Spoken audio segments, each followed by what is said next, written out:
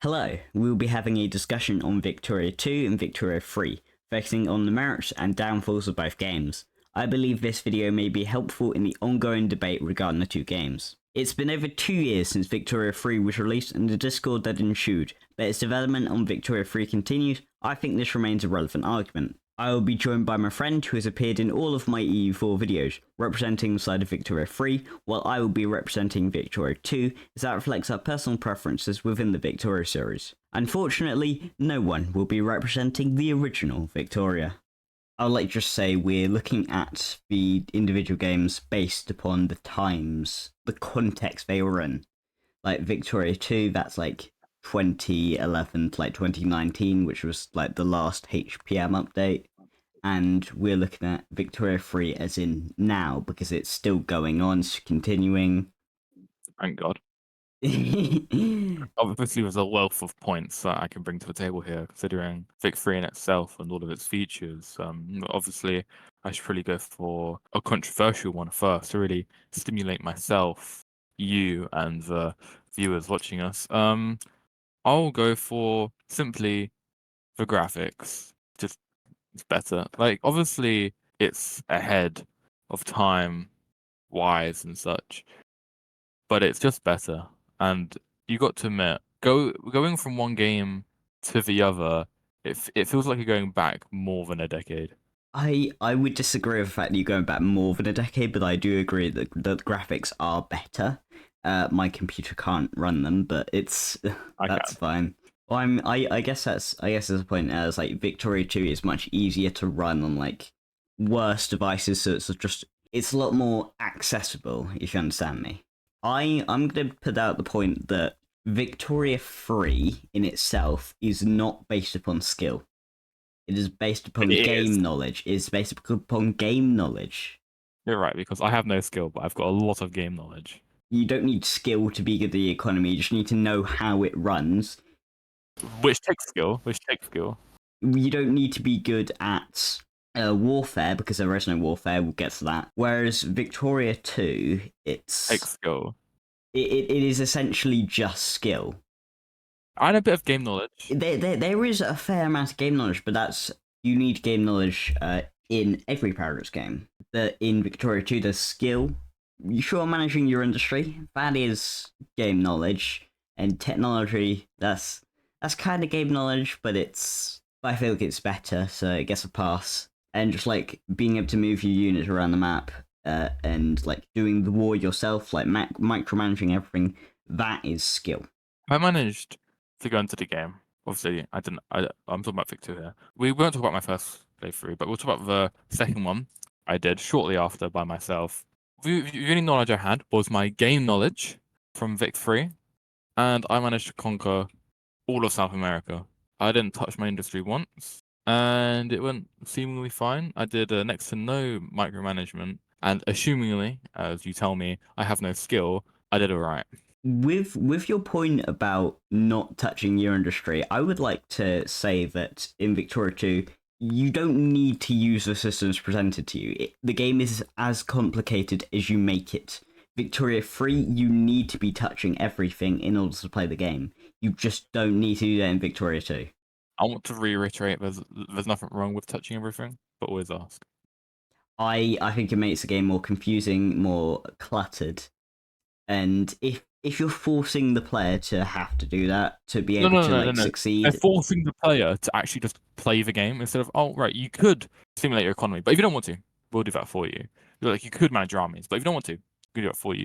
But the game's just playing itself for you, and you're just watching it, whereas Vic 3 hands you the reins, and you've actually got to manage your country. are you seriously saying that in Vic 2 you just have to watch? Yeah, just have to watch the game. I'm sorry, have you not seen the Victoria 3 war system? Let's try keep this in our visual subject. We're talking about visual changes and just general playability. Mm-hmm. So I want to move on to the user interface, which links both of those quite nicely. The user interface in Vic 2 is atrocious. Yeah, nice sound effects, but atrocious. I feel like once again we're getting onto the fact that of course Victoria 3 is going to outcompete Victoria 2 in this discussion of like UI and graphics, of course, because it's Victoria 3 is of course going to beat Victoria 2 in this metrics because they're it's a newer game.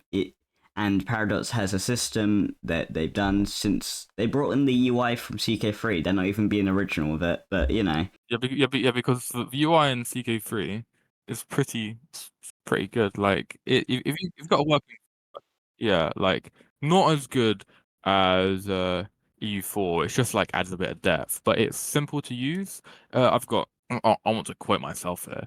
It's making it easier for new players to get into the game without sacrificing depth for the more veteran players. I That's agree. that's I how agree. that's how I would describe the UI system of Vic 3. It's easy to gain knowledge in it because it like provides you information. However, in Victoria 2, there's like different the UI is specifically done to give the player as much information as they can. You see the map modes there map modes provide a lot of information. If you see like the like it's kind of like EU4, but it's doing something different with like if you look on the population tab, it's going to tell you as much as you need to know.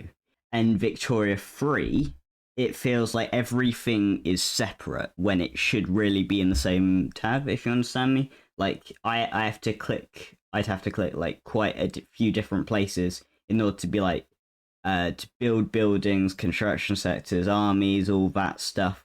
When it's like, I feel like how Victoria 2 has it, like it's like industry, population, uh, army, you know, all that stuff.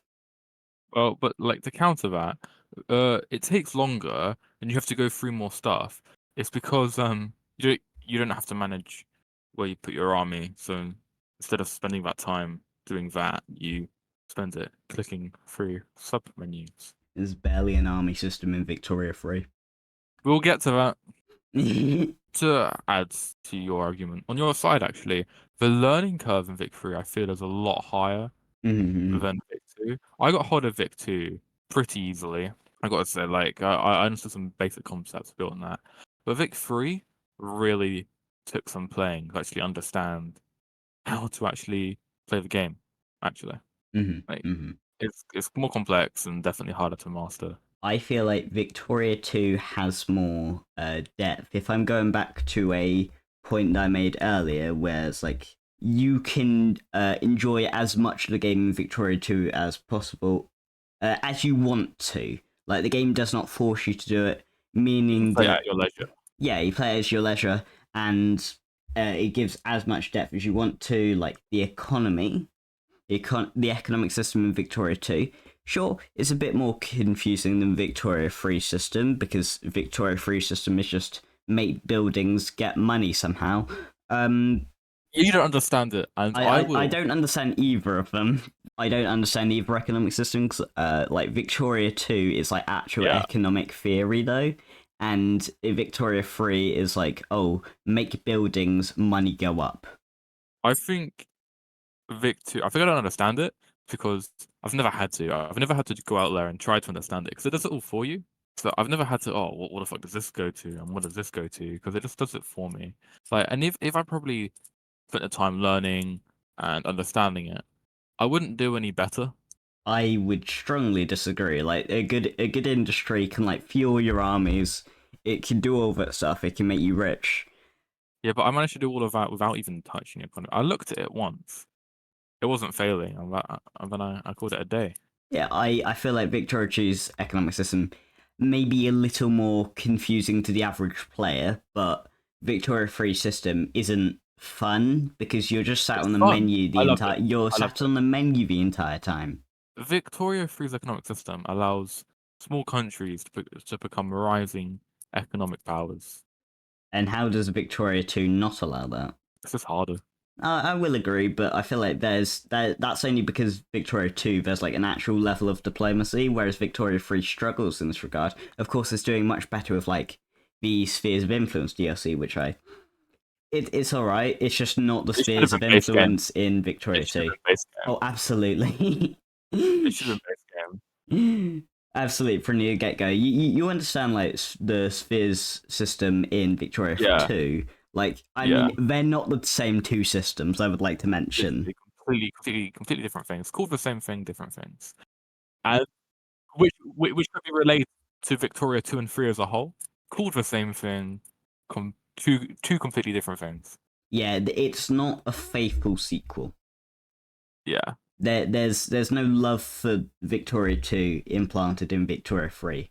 that's true. I mean, they looked at points people were making about Vic 2 and they tried to make Vic 3 around that. But by doing that, by listening to you people, they just made a different game.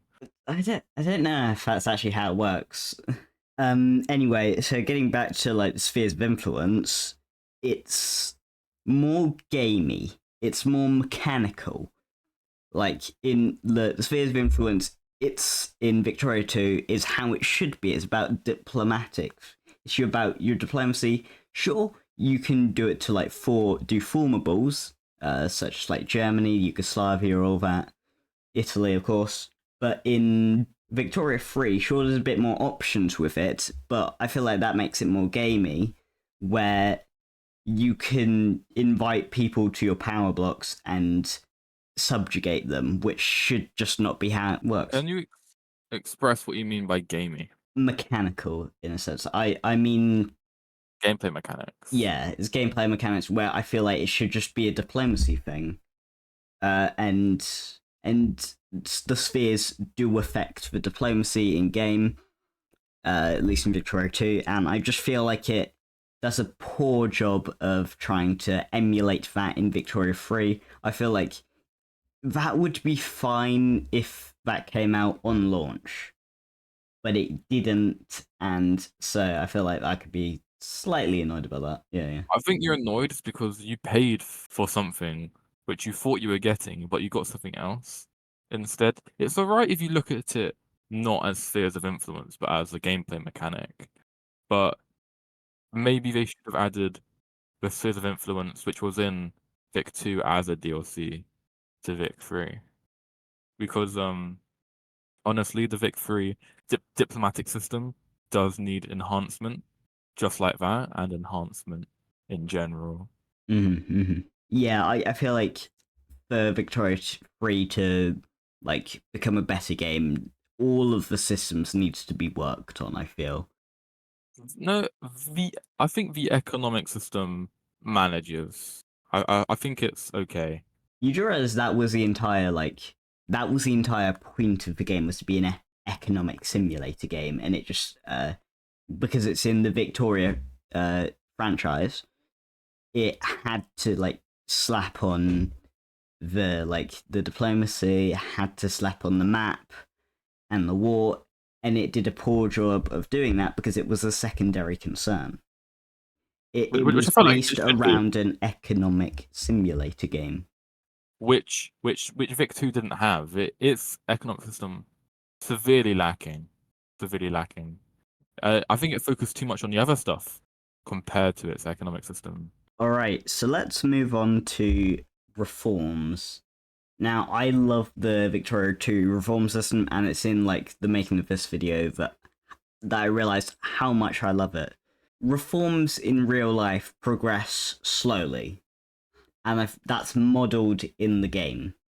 So it's militancy and how many liberals in your upper house you have that connotate towards like if you can do reforms. And of course, you don't have to do reforms, but it very much feels like you do, because if you don't, your population is going to get more militant, they're going to get more angry, and they might even rebel. Now, this isn't like a small rebellion, one that should be fine. This is going to be quite a big one, and while you can defeat it and continue, you have to go forwards and reform, because if you don't, you're going to get couped. Your current system of government isn't going to stay, which is why like countries with high militancy in Victoria 2, they're more likely to get rebellions and keep flip-flopping between different types of government. which is why you'll see Russia go from Russia to Soviet Union to Russia to Soviet Union in like 10 years. It forces the player to reform or struggle. The big three has policies. You change them pretty much whenever you want to whatever you want, because nobody wants to hop online, play some games, and do politics. You want to do you. You want to be a fascist and capitalist. You can do that shit in like 50 years. Yeah, no problem. I would argue that the reform system in Victoria 3 is so much about RNG. It goes around to like not being easy, it becomes annoying, it becomes an inconvenience at the best of times. Yes, so it's like some reforms, as you call them, what they call policies, which should be easy, like there's 80% chance that it goes through, is hit with all the setbacks in the world, everything goes wrong. But then something which just shouldn't happen, 2% chance of going through, goes through like a whistle. Less than a year, gone through all the governments, and it's enacted. Which is, I mean, it's got the RNG has ups and downs. Stuff that shouldn't go through does go through. Stuff that should go through doesn't go through. Yeah, there should be a system like that, like pushbacks against, like that does pushbacks when it makes sense. If you understand what I'm saying. But that's the beauty of it. It don't. How is that the beauty of that? Because you can take advantage of that completely. Because what a politician out there hasn't taken advantage of their position and the government? And none of them. Yeah, exactly. Which makes it even more realistic, really. Because you're taking advantage of your weak governmental system. I feel like it's not the government system, it's the game mechanics. And if you're abusing that, you're abusing the game mechanics, you're not abusing the government. My whole description of the economic system was abusing the game mechanics. You can't successfully have an economy in Vic 3 without abusing the game mechanics. You do not need to abuse the game mechanics in Victoria 2. Yeah, you don't, because there's no reason to. It won't change anything.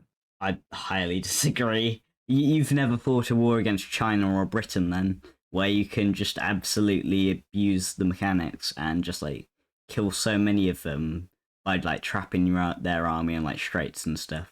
Let's pop into historical accuracy and rich, diverse gaming experiences. Victoria 3 is rich and diverse. In what way? All the events, so like the thing with India, the thing with South America, the thing that happens, it's all there. It all happens.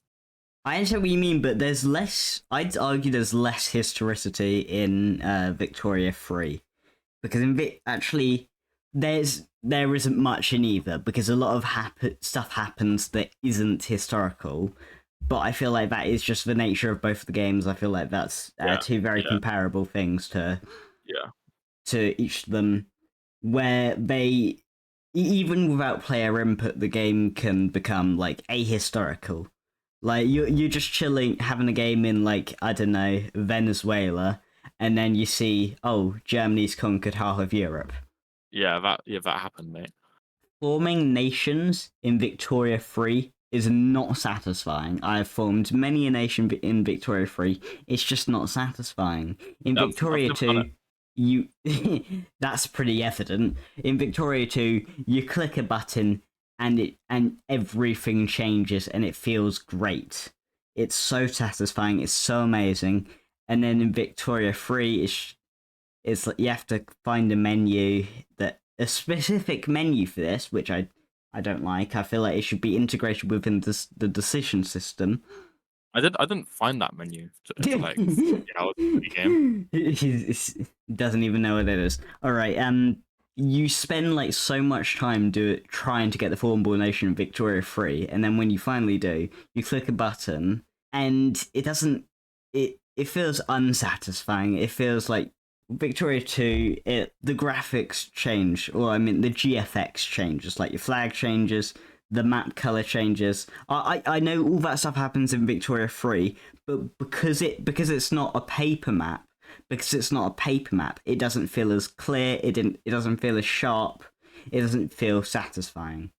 I mean, but your flag does change in Vic 3, but it's more aligned to your policies. Like, if you go communist, you get a hammer and sickle on your flag, and if you go like fascist, it changes again. So it's more aligned to your policies rather than a country you are, which more affects the colors than the way it actually looks. In Victoria 2, if you lose a rebellion against like a communist rebellion, your flag is going to change. Your name is going to change. Yeah, Your you're gonna be policies are going to change. And that's Victoria 2, and I love that about that. And sure, that happens in Victoria 3. I mean, yeah, it happens. I would say something about it, but I just never let it happen. Yeah, exactly. One of two reasons: I'm already communist, or they're just too easy to put down. I can just say, nah. Yeah, I feel like in Victoria 3, you can go the entire game without having to worry about the people, the rebellions, the militancy. I mean, they happen, and then you just beat them back down. Yeah, but it's much easier to do that than in Victoria 2. Much easier, which is why I like Vic 3. Beat down your population, people. It's good. It works, as evidented. Talking about beating people down, infamy. In Victoria 2, if you get 25 or more infamy, people get a cut down to size casus belli on your country, which, if they're powerful enough, they're going to declare war on you, which makes the threat so much more real, and why so many Victoria 2 players getting over, unless it's like multiplayer with like 20 people in the server, because the countries that can declare war on you actually threaten your development, actually threaten your country, and it feels like a real threat. This thing happens in Vic 3, there's an infamy thing as well, and if it goes too high, it just means that there'll be a diplomatic play going on, and if the infamy is high enough, other countries are more likely to join the opposition's side, which means you're more likely to get fucked over in the war, and you're less likely to gain allies of your own. But the good thing about that is as long as you don't start a diplomatic play or get one against you, you're fine. So as long as nobody has a reason to go against you, your infamy doesn't really matter. I mean, you're talking to someone who doesn't declare war ever. Yeah, because shit, we'll get onto the war system in a bit, but the infamy system doesn't feel like it matters in Victoria 3. You see Victoria 3 like playthroughs, and you see in their thumbnails like notorious 99 infamy, and it's like, all right, infamy doesn't matter. If you're strong enough, it just doesn't matter. Whereas in like Vic 2, even if you're strong enough to deal with them, it's still a hassle, it's still annoying, it just distracts you from the game, and it's much more a real threat, and it just feels like in Victoria 3, you can get away with going like really high in infamy. Infamy in Victoria 2 is good because it simulates the realistic country growth, whereas Victoria 3, you can grow like 3 times as quick in 10 years. counterpoint to that, you don't actually need to get land in Vic 3 to be powerful. There's no real reason to go to war. That is the problem with the game. Which is like realistic to real life. Like you can just build yourself up. You don't need to take more land. Not in Victoria. Not in Victoria. In Vic 2, you do that because you got nothing else going on and the war system kind of works. But in Vic 3, you got to work with the war system. At that point, it's just not worth it to go to war. It's almost time to talk about the war point, but we're gonna move on to modding support Oh, for yeah. games. All right. Obviously, Vic 2, this is a weakness. Mhm. And also a strength because it's got great modding as its strength, but as a weakness, it's unplayable without. It uses the HPM mod? Yeah, the HPM mod is a standard one. Yeah, but without using the HPM mod, the game is unplayable. Like it's not even comparable as a standing point to Vic 3 without the HPM mod because it's less historically accurate. It's just got less features. You rely on the mod for your game to work. However, counterpoint, Yeah. Victoria 3 DLCs, which I'm sure you're about to get onto. Yeah, I mean, use less mods than Vic 3, and that's fine, because we have our lovely DLC. The Sphere of Influence is sort of a necessity. It should have been in the base game. It sucks that it's not, but you kind of have to have it. The others, and I've never really played the game without the DLC, so it's hard for me to say what it's like. I have actually played the game without DLCs. It's repetitive, it's slow, and it's boring. Yeah, so both require something other than the base game for the game to be significantly enjoyable, sufficiently enjoyable. Yeah, I feel like on the point of DLCs, I feel like the Victoria 2 DLCs and Victoria 3 DLCs, how they operate, of course, they're very for their time kind of thing. Whereas Victoria 2 like does DLCs that has two DLCs and then achieves quite a lot with those two DLCs. However, with how many DLCs does Victoria 3 have? 5, 4, yeah, 4, 4. Four. Okay, it has four. They don't add enough content to be Yes, considered DLC. yes. And that's my point. They're not as efficient. No, like 2 DLCs could easily just be 1 DLC, or just implemented game features, or just cheaper overall. Yeah, but I feel like this is now a discussion about Paradox's system, and I feel like Yeah, that's that's it's different. not great. It's not great. Let's discuss the content of the DLC itself. Yeah, yeah, yeah. All of the DLCs add relevant content. Like, they're not bad DLCs, quality of content wise. You don't get a DLC and you'll be completely dissatisfied. It adds something. It doesn't add nothing, it does add something. Which you can always rely on Paradox for. Admittedly, do bring good DLCs. It's annoying. We're just annoyed that they are DLC. Yeah. It is their business strategy though to And it works. yeah, It it works. works. That's the worst part about it. Active development, engaging with the community, providing updates and patches. So we'll talk about community first. Community of Vic 2 compared to community of Vic 3. I feel like this is a strong point of yours here. Okay, yeah. The community of Victoria 2 are much more loyal. They're much more loyal and they're much stronger fans, if you know what I mean. Like, there's fewer of them, but their influence and how loud they talk is Quite loud. significant. Like annoying little like bugs you can't get rid of, you know? and that's me speaking from part of the Victoria 2 community because I absolutely love the game. Well, Vic 3 has a community, and we're just pretty chill, to be honest. I feel like Victoria 3 has a rotating community, whereas like people like play the game for a bit, they get bored because it's repetitive, they move on, and then they come back to the game. Oh, yeah, that's true. So I think in terms of community, you've definitely got fun in the bag. Yeah, At absolutely. least our communities, both of them aren't dead. Like they're still very much alive. Yeah, yeah.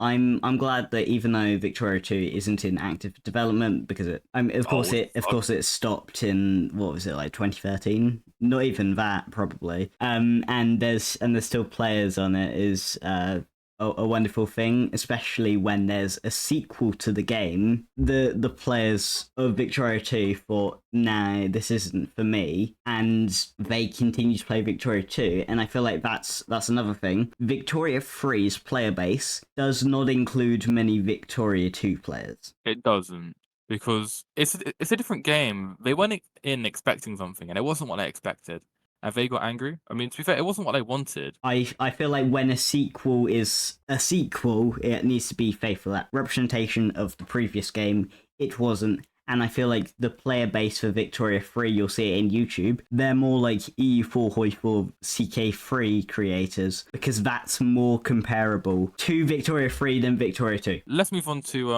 updates. We'll go back to the point where Vic 2 was still in development. The updates, the patches, the content that kept the game fresh and exciting. We can only go on Vic 3 at what they've done so far. But were the updates, were the patches, was the content good? Did the game develop significantly over its course? Is this Victoria 2 or Victoria 3? Vic 2, Vic 2. Okay, Vic 2, it's significantly changed it. If you go back and play Victoria 2 base game, just as it was released, it's significantly worse than the Every Paradox actual thing than Victoria 2 we have now. And that's even without HPM. If you just put the updates and put the two DLCs on Victoria 2, it becomes so much better a game, and with HPM and other mods, it stands the test of time. Yeah, like Paradox games are really good at just listening to what the players want, charging them money, um, and giving it to them. Obviously, they provide some free stuff in the updates, but yeah, but they're good at making their games, tailoring their games. Usually, like there are exceptions, Usually, but usually they do keep the game content fresh and exciting. Vic 3, It's had a lot of updates. The most recent update, one with the India expansion pack, it changed the UI. I don't know if you noticed, but a lot of the Hmm. UI and menus changed. So it was quite a large update. It really changed how East India operates, because obviously it falls apart. But now it falls apart better, more accurate. And now you can be a part of that properly rather than just doing it. You can be a part of it, which is two very different things. Like it's the same system. Yeah, yeah, like, but yeah, the content for the game itself, rather than release, we'll take this out of the context of not, but being its own separate game, rather than being a sequel. The content is fresh and exciting, I feel. Yeah, I feel like if you, yeah, absolutely take it, just take off the Victoria name off of it, and it's good. I love playing it. So should we talk about the elephant in the room? No, I want to talk about quality of life improvement. So let's talk about military, hey? Yeah. So I feel like this. I'm gonna run away with this. So Victoria 2, its war system is what I would describe as the best in Paradox when it's not just solely focused on war like Hoi 4 is. All Paradox games, if you look at them, apart from Vic 3, have a very similar war system where you control an amount of troops and you move them to the different segments on the map, and then they engage in battle based on certain factors. Yeah, yeah. The majority of Victoria 2's war system is based on technology, which I think is Yeah, absolutely perfect, especially for the time. as it should, yeah. And it's easy to switch between the units, isn't a complete fumble. Mhm. It's possible, you don't have to stay with the shittest one, because you just can't possibly afford to upkeep high level troops. Yeah, yeah. So, the Vic 3 military system. Well, I want to Allow talk me, a bit allow me. more about Victoria 2 war system, but you can go on. It has one. And that's all we have to say about it. No, I'm kidding. So obviously they looked at Paradox looked at the success of their games, the U4, God bless, CK3, CK, even CK2, Vic 2, all the Paradox games. We looked at them. What a lovely combat. Everyone loves it. Everyone enjoys it. It works. It's beautiful. Let's not do that. Let's do something completely different. Let's completely overhaul it, because clearly that doesn't work. They're usually so good at listening to community, listening to the feedback, and so they made what is the Vic 3 combat warfare system. Yeah, it sucks. It's barely a system, let's be real here. I don't know what to talk about first, really. There's so many shit points to discuss. So I think I'll start with diplomatic plays. I know you Oh want to declare god. war. Yeah. I know you want to declare war on someone. You can't just point at them and say, "Hey, war." Oh, obviously CB. Actually, no. You don't need one of those. You just got point at them and say, "Hey, no reason. I'm going to war with you because I have interest in your area." They go, "No." And so that forces a diplomatic play where you argue about if you're going to declare war or not. Over the course of this argument, people take sides in the argument. Eventually, no matter what you're arguing about, this eventually escalates into war. This system is based off of the crisis system in Victoria 2, which is unlocked after I think it's 1870, where a region is argued about by the great powers, which is, Yeah, yeah, which I think is a good system. However, yeah. Victoria 3 does this poorly, where every single conflict turns into a crisis. Allow Whereas, me, this is my game. yeah, This is yeah. my game. Okay, Mhm. right. It's good. It's my game and I can shit on it if I want to. Don't get me wrong. Don't get me wrong. The diplomatic play is a good thing. Like it works. Good system. I get it. When I first used it ever, I was like, huh, this is pretty new. It's pretty funky. But then every single little war was a diplomatic play. So as you were saying, if not every war was just this. Maybe like major ones or big story points, but maybe only great powers have diplomatic plays, it would make sense. It just would otherwise it's so repetitive and annoying. But if used properly, it could be a way of you getting land from a great power, or you supporting one. It just wasn't used in the right way. Yeah, I completely agree with that. I completely agree. Like it's not bad. It's just way overused. Not every war needs a diplomatic play. If two shitty little countries want to fight it out, and suddenly Great Britain is fighting France for what? For what? They're fighting each other Why die for for your war. Montenegro if you know what I'm saying? Yeah. Like, what's that even fighting over at this point? It just doesn't make sense. Yeah, so But we've barely scratched the surface of how shit this war system is.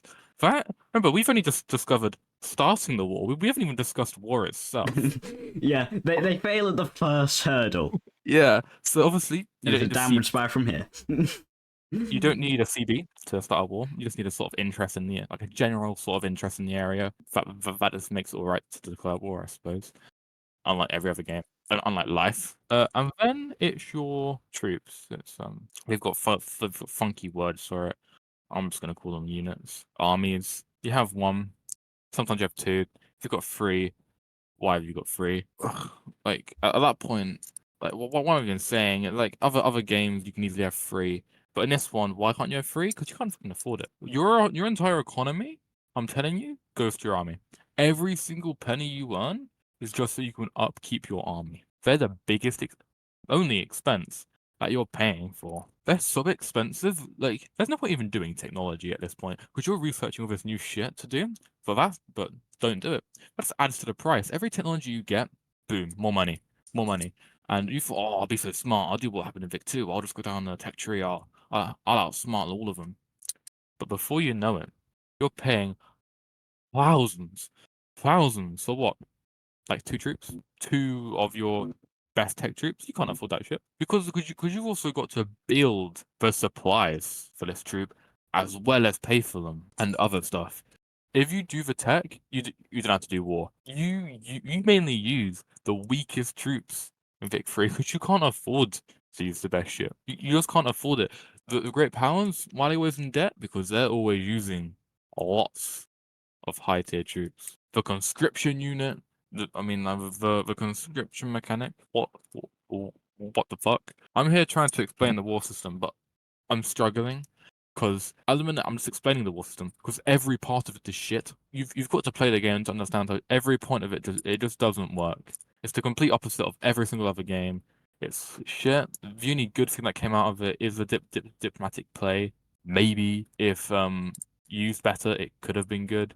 Apart from that, I see no light. I see no hope in this war system. I mean, like having a front looked cool if you use graphics. That's where it ended. I suppose they tried to do something different because obviously they tried to represent how warfare changed with trench warfare and such, but they missed the mark. I feel like Victoria 2 does like a much better, does much better at least showing like that turn over time, like the technology. Like late game, you're more likely to get technology for like defense, meaning it's a bit harder to attack. It's just better to defend, which is trench warfare. It doesn't need to have those as mechanics because they simulate them so well. Yeah. It just doesn't need like an actual like physical representation because it already does it. Yeah, exactly. It doesn't need its own mechanic. It doesn't need a total war system overhaul. Mm-hmm. Let's talk about the RNG in military. So obviously, most Paradox games have RNG, influenced by the troops you're using, the quality of the troops, and many other things. So if that doesn't happen, Vic 3, it seems. It sort of depends who has the most troops. Yeah, there isn't RNG, but you've got no hope of winning a war in Vic 3. If you started it, you've already gone wrong. I would like to mention that there is RNG to battles in Victoria 2.